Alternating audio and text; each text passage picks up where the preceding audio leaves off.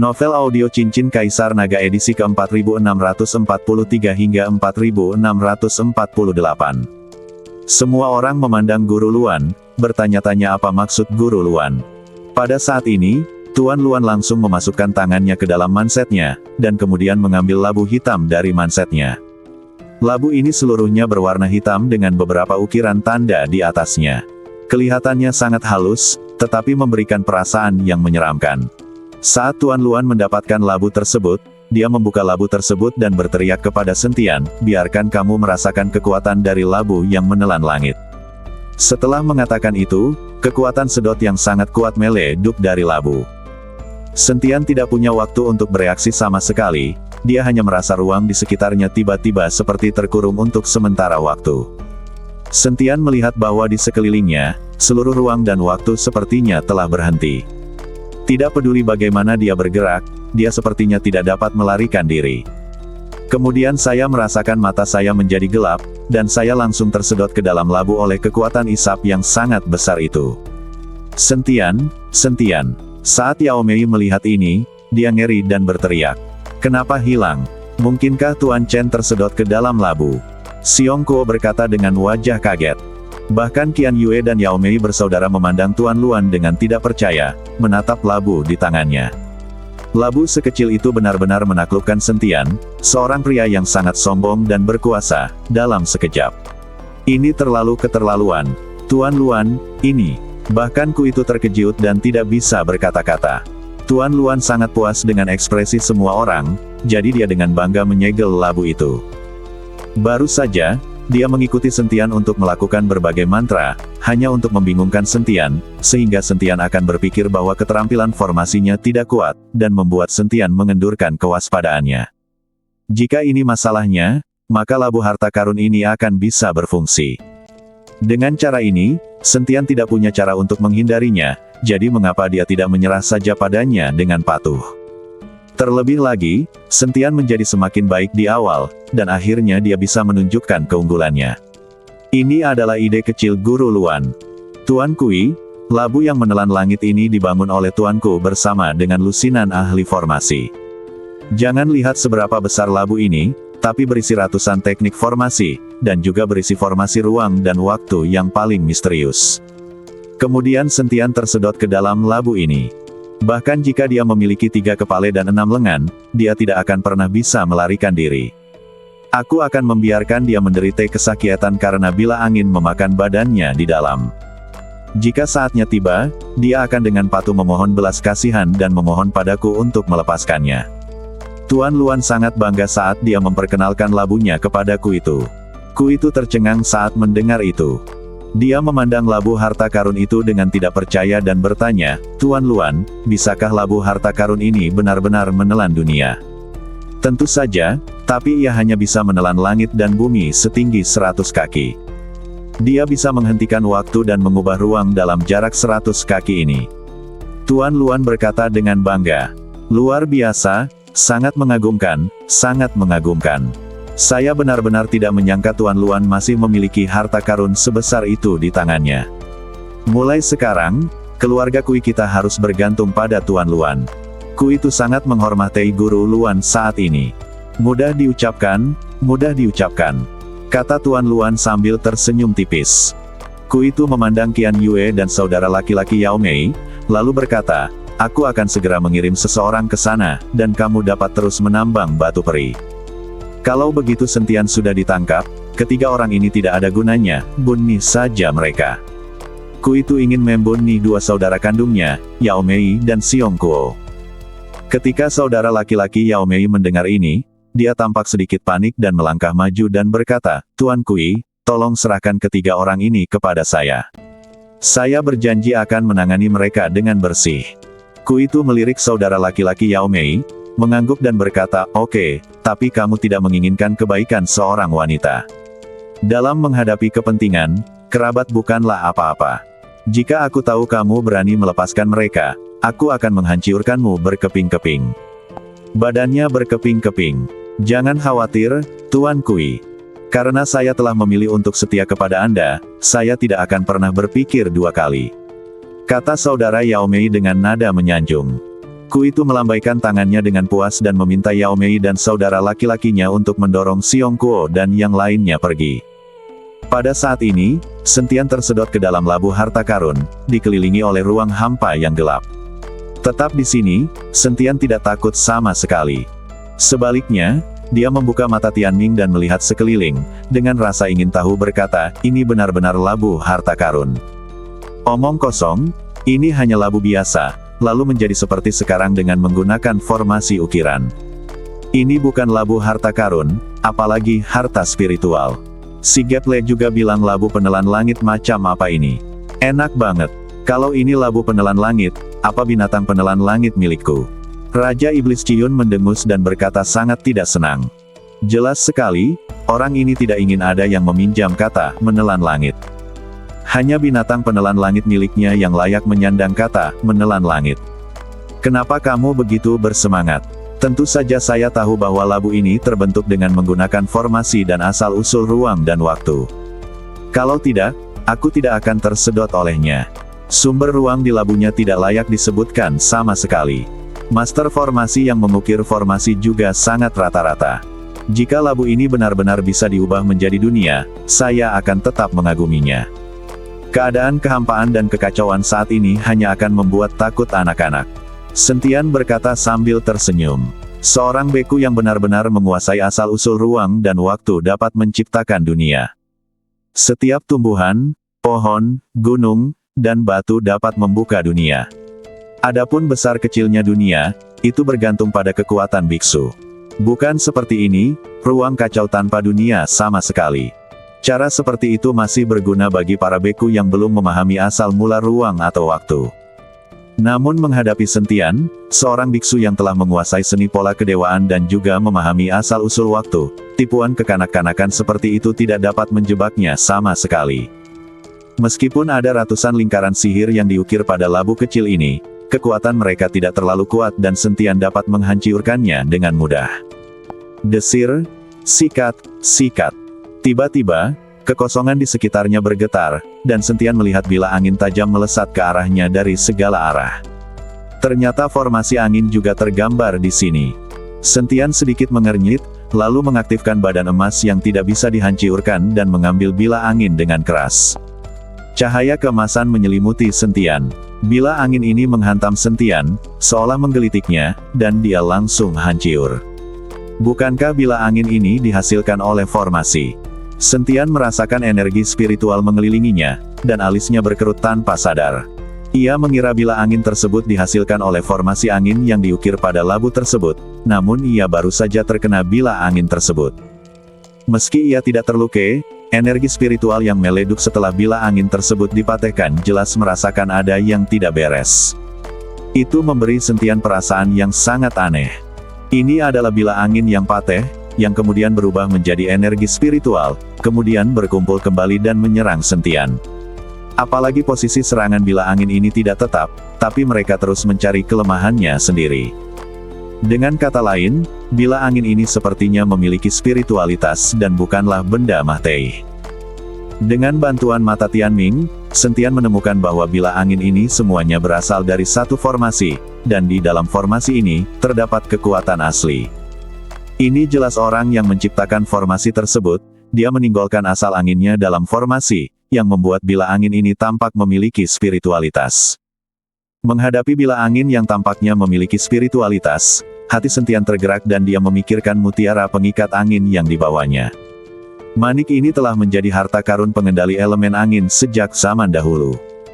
Dapat menghentikan semua badai di dunia bahkan menyerap esensi angin. Dengan pemikiran di benak Sentian, mutiara pengikat angin perlahan bangkit dari badannya dan melayang di atas kepalanya, memancarkan cahaya biru samar, yang sangat kontras dengan kegelapan kacau di sekitarnya. Izinkan saya mencoba untuk melihat apakah manik penahan angin ini dapat menampung semua bila angin yang aneh ini. Sentian berbisik, rasa ingin tahu dan harapan bersinar di matanya. Mengikuti petunjuk pikirannya, cahaya biru di permukaan manik angin tetap menjadi lebih menyilaukan, seperti pusaran besar, perlahan mulai berputar, menarik bila angin di sekitarnya.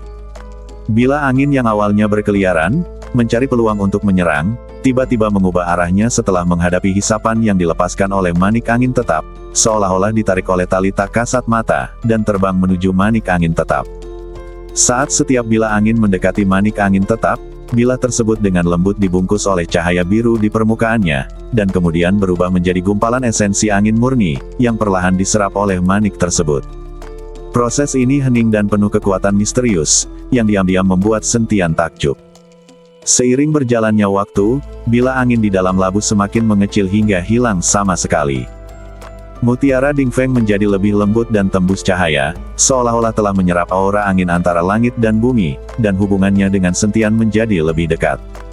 Sentian dapat merasakan bahwa melalui proses ini, pemahaman dan kemampuannya mengendalikan elemen angin telah mengalami lompatan kualitatif. Benar saja, ini bukan hanya serangan bila angin biasa, tapi juga demonstrasi langsung asal-muasal angin. Sentian tiba-tiba menyadari, dan sebuah kesadaran muncul di dalam hatinya, melalui media mutiara pengikat angin, saya dapat melihat sekilas misteri asal-usul angin. Panen ini jauh lebih berharga daripada melarikan diri dari labu ini. Setelah sepenuhnya menyerap semua bila angin, Sentian menutup matanya dan berkonsentrasi, dan mulai memahami dengan cermat elemen angin yang melonjak di badannya.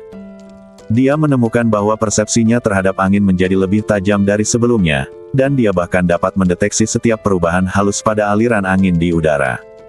Asal-muasal angin, asal-muasal 5 elemen, kini tampaknya sudah bisa dijangkau. Di ruang asal Sentian, bintang-bintang yang berasal dari angin perlahan memancarkan cahayanya. Meskipun cahayanya tidak terlalu terang, Sentian tahu bahwa selama dia memiliki kesempatan untuk menyerap asal-usul angin, bintang ini akan semakin bertambah. Lebih cerah dan lebih cerah. Pada saat ini, Master Luan di luar labu dengan bangga menunjukkan mahakaryanya kepadaku itu, tetapi dia tidak tahu bahwa Sentian di dalam labu sedang mengalami transformasi. Di dalam labu, Sentian perlahan membuka matanya bersinar penuh percaya diri. Dia menarik napas dalam-dalam, seolah-olah memasukkan seluruh ruang di dalam labu ke dalam dadanya, lalu mendorongnya dengan lembut dengan kedua tangannya. Dia melihat riak-riak di kekosongan di dinding bagian dalam labu, dan retakan kecil diam-diam muncul dan meluas dengan cepat. Sudah waktunya untuk keluar. Sentian berbisik, dan badannya berubah menjadi aliran cahaya, dengan mudah menembus labu, dan kembali ke dunia nyata. Dan, labu penelan langit, yang dulunya dipuji oleh semua orang kini tergeletak dengan tenang di tanah, permukaannya tertutup retakan, dan jelas telah kehilangan kekuatan sebelumnya. Ketika Tuan Luan melihat ini, wajahnya langsung menjadi pucat, dan dia menatap segala sesuatu di depannya dengan tidak percaya. Dan penampilan Sentian seperti palu yang berat, memukul hati semua orang dengan keras. Terutama Qian Yue. Dia awalnya ingin terus menambang batu peri, tapi dia tidak menyangka bahwa Sentian akan keluar dari apa yang disebut labu yang menelan langit dalam sekejap putus asa. Saat ini, di sisi lain, saudara laki-laki Yao Mei sedang mengawal Yao Mei dan Xiong Kuo menuju hutan lebat di samping. Dia ingin membunuh semua orang di hutan lebat itu. Saudaraku, berhentilah bersikap keras kepala. Apakah kamu benar-benar ingin membunuh kami bertiga? Sebaiknya kau kabur bersama kami. Yao Mei menatap kakaknya dengan air mata berlinang dan membujuknya. Berhenti bicara, akhirnya aku mendapat kesempatan ini, bagaimana aku bisa menyerah?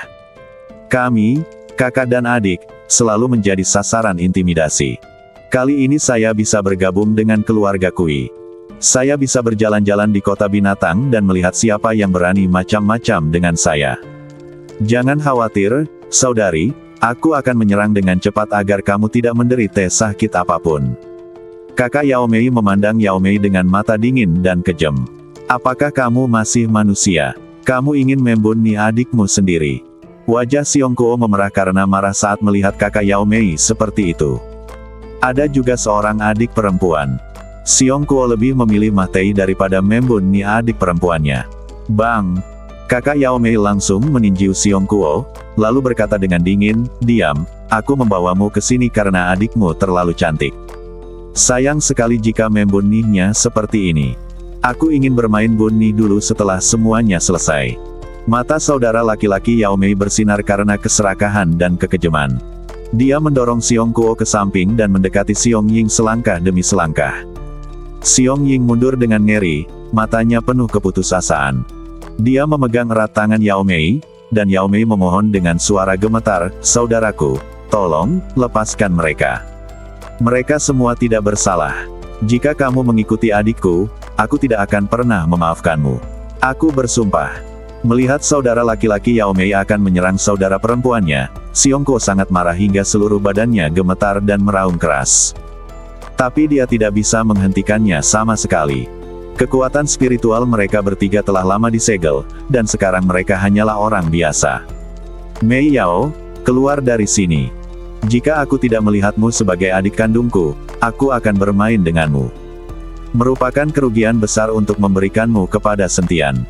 Kupikir anak laki-laki itu memiliki latar belakang yang kuat dan bisa populer di kalangan dia, tapi aku tidak menyangka dia bukan siapa-siapa."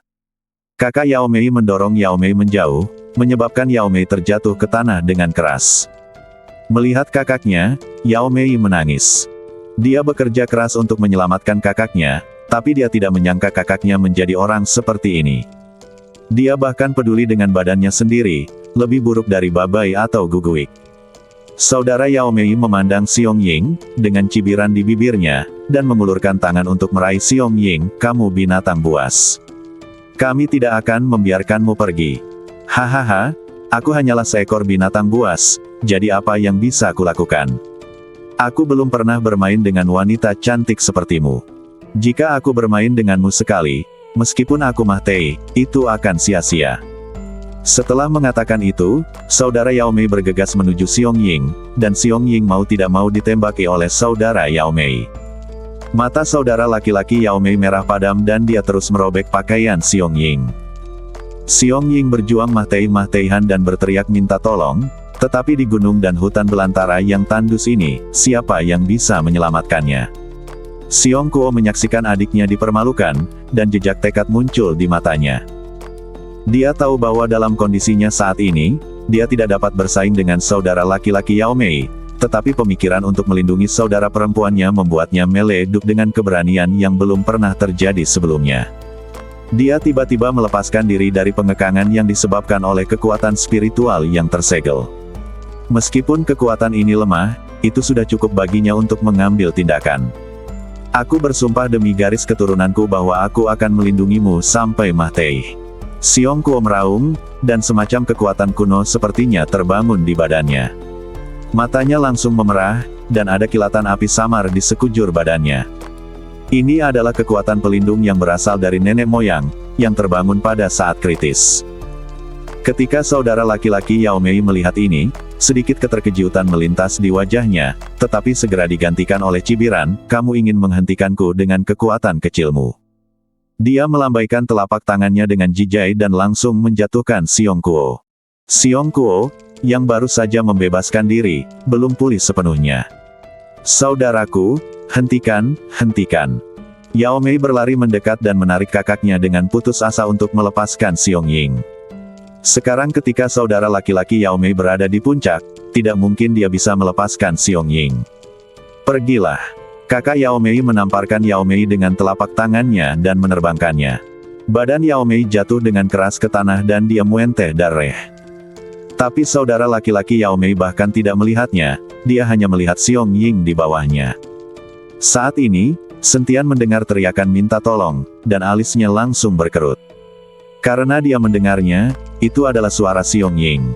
"Saya melihat pakaian Sentian bergerak secara otomatis tanpa angin, dan kemudian pegunungan dan hutan di sekitarnya juga mendengar gemerisik angin, dan dedaunan mulai bergoyang.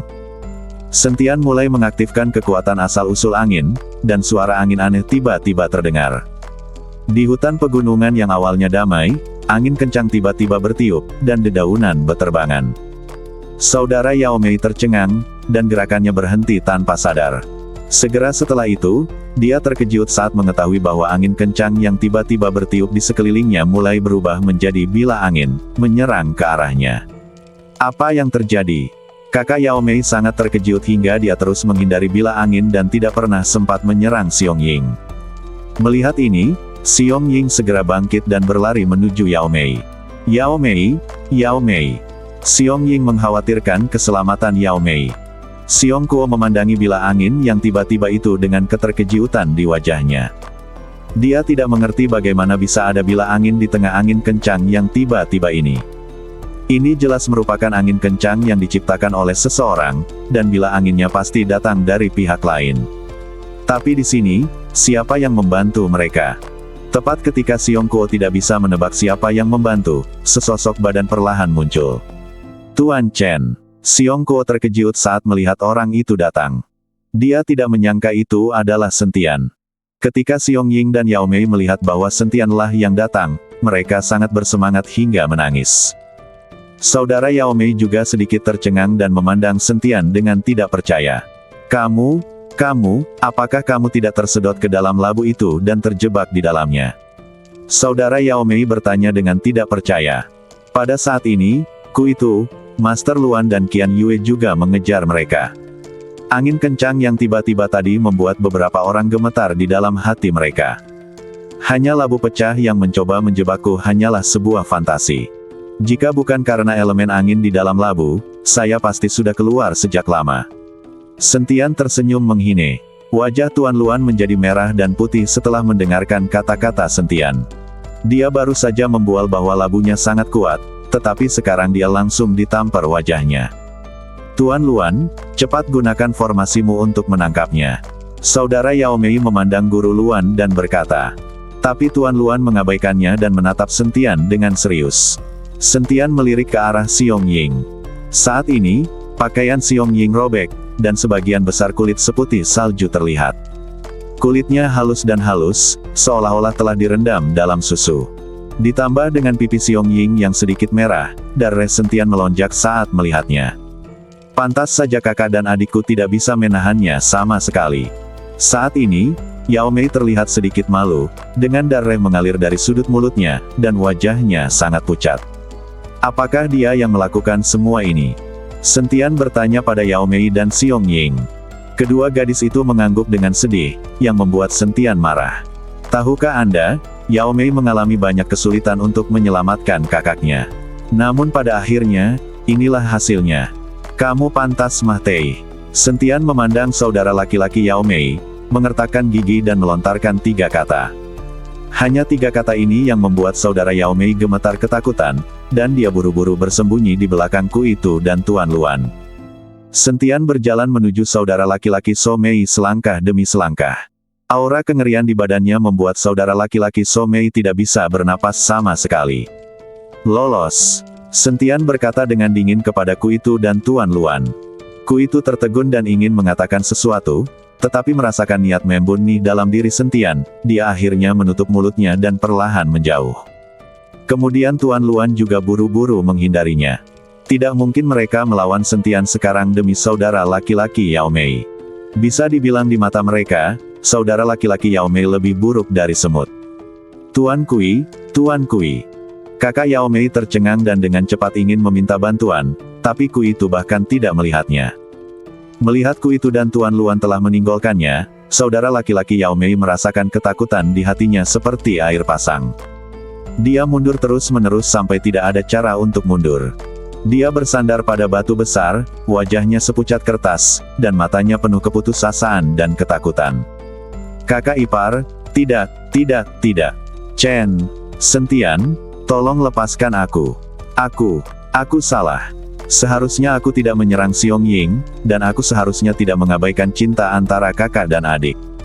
Suara saudara laki-laki Yao Mei bergetar, dan nadanya penuh permohonan dan pertobatan.